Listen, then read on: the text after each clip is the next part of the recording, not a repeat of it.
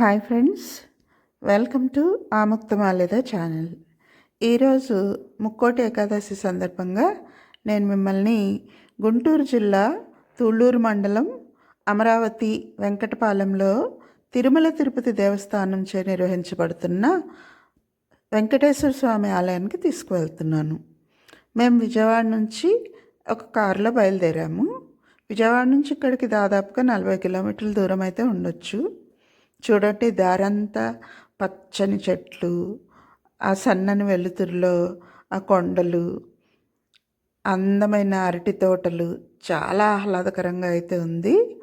ఇంకా ఇలా తార్ రోడ్లోకి తిరిగాక కొంచెం దూరం వెళ్ళాక మనకి శంకుచక్ర నామాలు అయితే కనిపిస్తూ ఉంటాయి. మనకి వెంకటేశ్వర స్వామి ఆలయానికి దారి చాలా సులభంగా తెలుస్తుంది. ఇలా దగ్గరికి వెళ్ళాక లోపలికి ఎలా టర్నింగ్ తీసుకోవాలి, ఆ డైరెక్షన్స్ అన్నీ క్లియర్గానే ఉంటాయి అన్నమాట. మనం ఏమీ కష్టపడక్కర్లేదు, చాలా ఈజీగా వెళ్ళొచ్చు ఇక్కడికి. ఇదిగోండి, ఇలాంటి ఒక ఆర్చ్ లాంటి దాంట్లోంచి లోపలికి ఇలా ఎంటర్ అయ్యాక నేరుగా మనం ఆ బోర్డ్స్ అయితే చాలా క్లియర్గా రాస్తున్నాయన్నమాట. అక్కడికి వెళ్తాము. అక్కడ సెక్యూరిటీ ఆయన మనకి డైరెక్షన్ ఇస్తారనమాట, పార్కింగ్ ఎక్కడ చేసుకోవాలి, ఎలా లోపలికి వెళ్ళాలని. ఇదిగోండి, ఇంకా ఆలయం లోపలికి ఇలా నడిచి వెళ్తున్నాము. దారంతా ఇలా పూల మొక్కలు పెట్టున్నాయి, మీకు చూపించాలని ఇలా నడుస్తున్నాను. ఇంకా దగ్గరికి వెళ్ళిపోయాక అదిగోండి, ఇంకా ఆలయంలోకి ఎంటర్ అవుతున్నాము. మెట్ల మార్గం కూడా ఉంది, అట్లాగే నడవలేని వారి కోసం ర్యాంప్ కూడా ఉందండి పక్కనే. సో ఇలా లోపలికి వెళ్ళాక ఇదిగోండి, ఇలా ప్రాంగణం, ఇలా శంకుచక్రనామ దర్శనం ఇవన్నీ కనపడతాయి అన్నమాట. ఇంకా పూర్తిగా చీకట్లు తొలగిపోలేదు, ఇంకా కొంచెం చందమామ అయితే కనపడుతూనే ఉన్నారు. ఇదిగోండి, ధ్వజస్తంభం ఇలా ఉంది, చూసారు కదా. ఆలయ నిర్మాణం బాగుంది. ఇంకా చీకట్లు పూర్తిగా తొలగిపోకుండా ఇలా చందమామ కొంచెం కనపడుతూనే ఉంది అన్నమాట. ఇంకా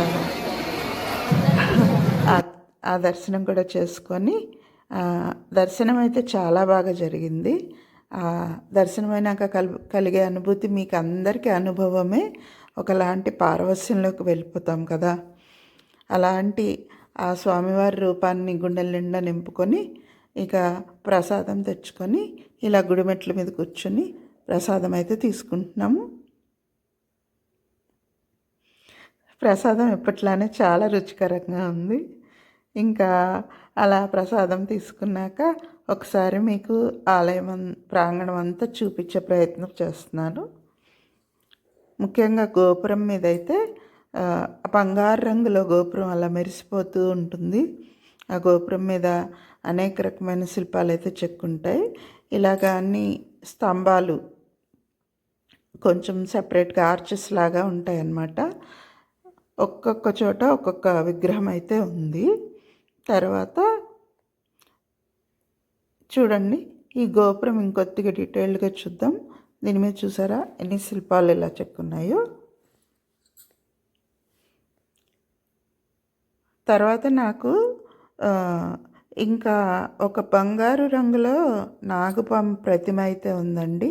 అదైతే చాలా అద్భుతంగా అనిపించింది, పెద్ద పడగ అన్నమాట. తర్వాత ఇలా చుట్టూతా ఇలా ఉందన్నమాట. చూస్తున్నారు కదా, ఎంత పరిశుభ్రంగా ఉంది, ఎంత ప్రశాంతంగా ఉంది, ఎంత అద్భుతమైన అనుభూతి అన్నమాట ఇక్కడికి వెళ్ళటం అనేది. చాలామంది భక్తులు అయితే వచ్చారు, చాలా రద్దీగా అయితే ఉండింది. అందరి కళ్ళల్లోనూ అదే పారవస్యంగా అనిపిస్తుంది. ఇంకా దర్శనం అయిపోయి ప్రసాదం తీసుకొని కాసేపు అక్కడ కూర్చొని ఇక చివరిగా అక్కడ ఒక ఫోటో అయితే తీసుకొని ఇలా నా స్వామివారికి నమస్కరించుకొని బయటకైతే వచ్చాము. ఇదిగొట్టి పునర్దర్శన ప్రాప్తి రస్తోనుంది. ఈ వీడియో కనుక మీకు నచ్చినట్లయితే లైక్ చేయండి, షేర్ చేయండి, నా ఛానల్ని సబ్స్క్రైబ్ చేయండి. Thank you for watching friends.